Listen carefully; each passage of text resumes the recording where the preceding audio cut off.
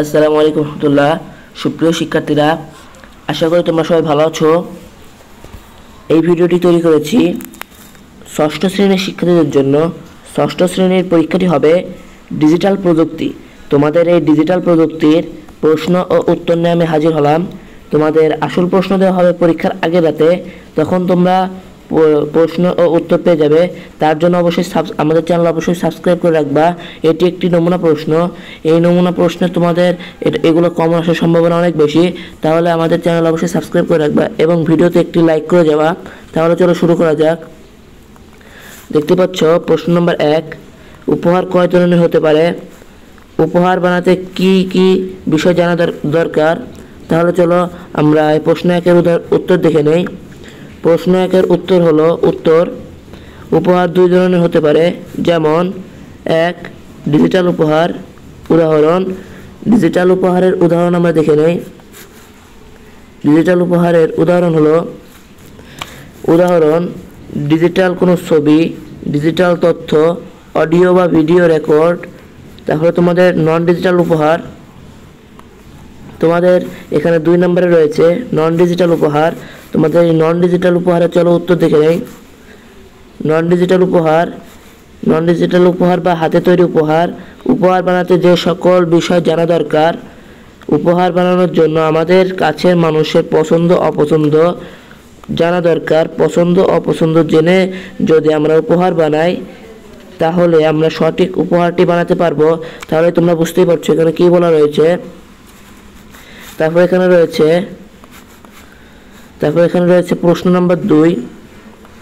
প্রশ্ন 2-এ দেখো কি বলা রয়েছে। প্রশ্ন 2-এ বলা রয়েছে উপহার বানানোর জন্য কি কি বিষয় পর্যবেক্ষণ করা প্রয়োজন, উদাহরণসহ বুঝিয়ে দাও। তাহলে চলো আমরা এই প্রশ্ন 2-এর উত্তর দেখে নিই। প্রশ্ন 2-এর উত্তর হলো উপহার বানানোর জন্য যেসব বিষয় পর্যবেক্ষণ করা প্রয়োজন তা হলো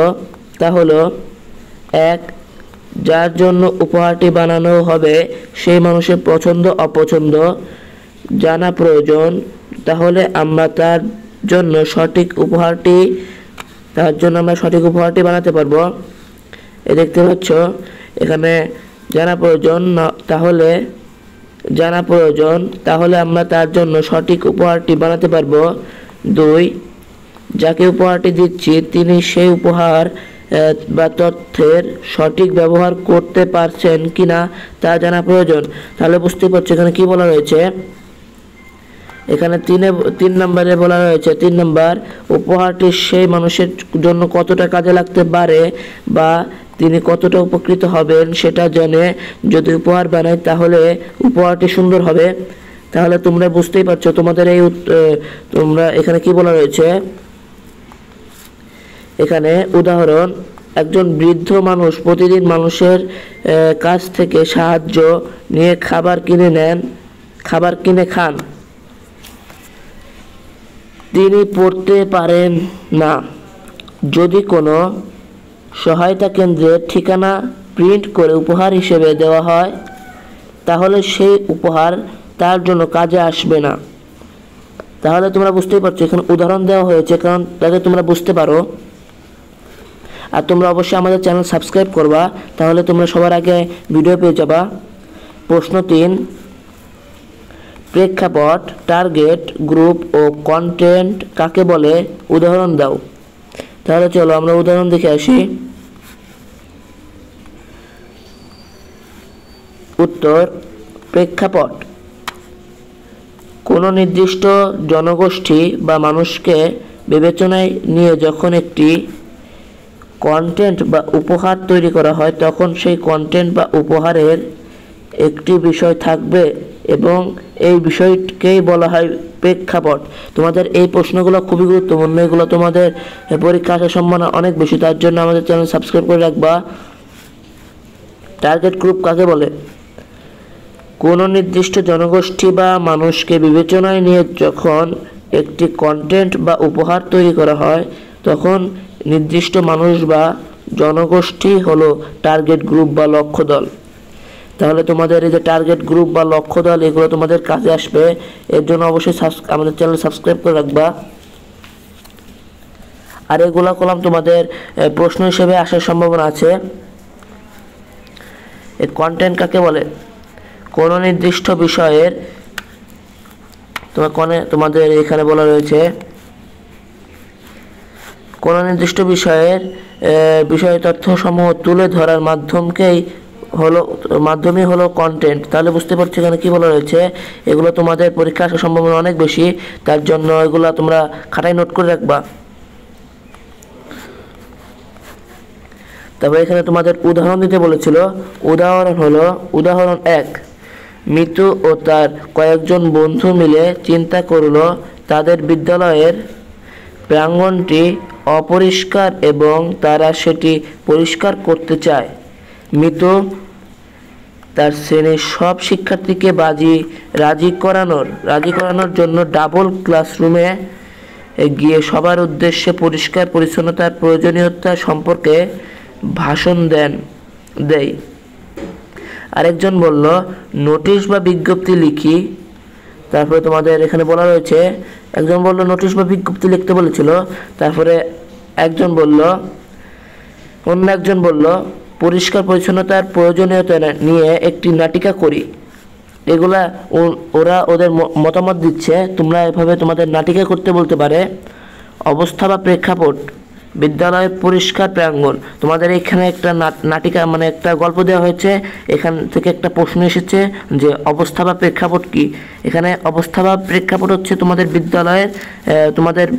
বিদ্যালয়ের অপরিষ্কার প্রাঙ্গণ, এটা তোমাদের হচ্ছে অবস্থা বা প্রেক্ষাপট। তারপরে এখানে রয়েছে উদ্দেশ্য কি। এখানে উদ্দেশ্য কি, বিদ্যালয়ের প্রাঙ্গণ পরিষ্কার পরিচ্ছন্ন রাখতে সবার অংশগ্রহণ, এটা হচ্ছে উদ্দেশ্য। টার্গেট গ্রুপ বা লক্ষ্য দল, এটা কি? টার্গেট গ্রুপ বা লক্ষ্য দল হচ্ছে এই যে এখানে লেখা রয়েছে টার্গেট গ্রুপ বা লক্ষ্য দল, মিতু শ্রেণীর সকল শিক্ষার্থী, এটা হচ্ছে টার্গেট গ্রুপ বা লক্ষ্য দল। এটা হচ্ছে টার্গেট গ্রুপ বা লক্ষ্য দল। কন্টেন্ট, ভাষণ, নোটিশ বা বিজ্ঞপ্তি, নাটিকা, এগুলা। এখানে তোমাদের উদাহরণ দেওয়া হয়েছে। উদাহরণ 2, বিদ্যালয়ের বন্ধুরা মিলে বনভোজনে যাবে, আমরাও যেতে চাই, এর জন্য পরিবারের অভিভাবকের সঙ্গে আলোচনা প্রয়োজন। বুঝেছো এখানে কি বলা হয়েছে? তাহলে দেখতেই পাচ্ছ তোমাদের এখানকার প্রেক্ষাপট বা অবস্থা কি। এখানকার প্রেক্ষাপট বা অবস্থা হলো বনভোজন। উদ্দেশ্য কি?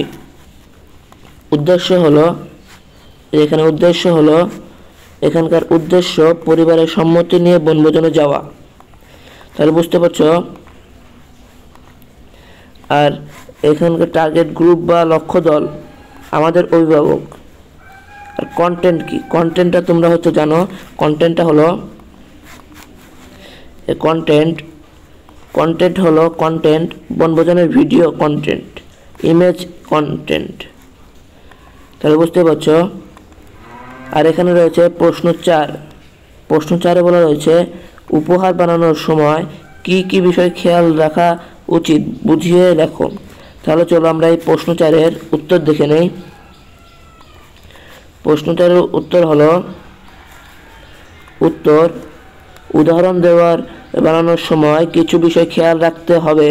তা হলো 1, উপহার যেন হাতের কাছের জিনিস দিয়ে বানানো যায়। তাহলে বুঝতেই পারছো উপহার তোমাদের হাতের পাশের জিনিস দিয়ে যেন বানানো হয়। আর এখানে 2-এ বলা রয়েছে অতিরিক্ত অর্থ বা বাড়তি অর্থ যেন উপহার তৈরিতে খরচ করতে না হয়। আর 3-এ বলা রয়েছে উপহারটি যেন দেখতে সুন্দর হয়। 4 হলো উপহারটি বানাতে বেশি সময় যেন না লাগে। তাহলে তোমাদের এসব কাজ করতে বলতে পারে। তার জন্য অবশ্যই আমাদের চ্যানেল সাবস্ক্রাইব করে রাখো। তোমাদের সাবস্ক্রাইব করলে পারে তোমাদের পরীক্ষার আগের রাতে যে প্রশ্ন দেওয়া হবে না, আসল প্রশ্ন, সেটা তোমরা সবার আগে পেয়ে যাবে। তার জন্য আমাদের চ্যানেল সাবস্ক্রাইব করে রাখবা এবং এই ভিডিওতে একটি লাইক করে যাবা।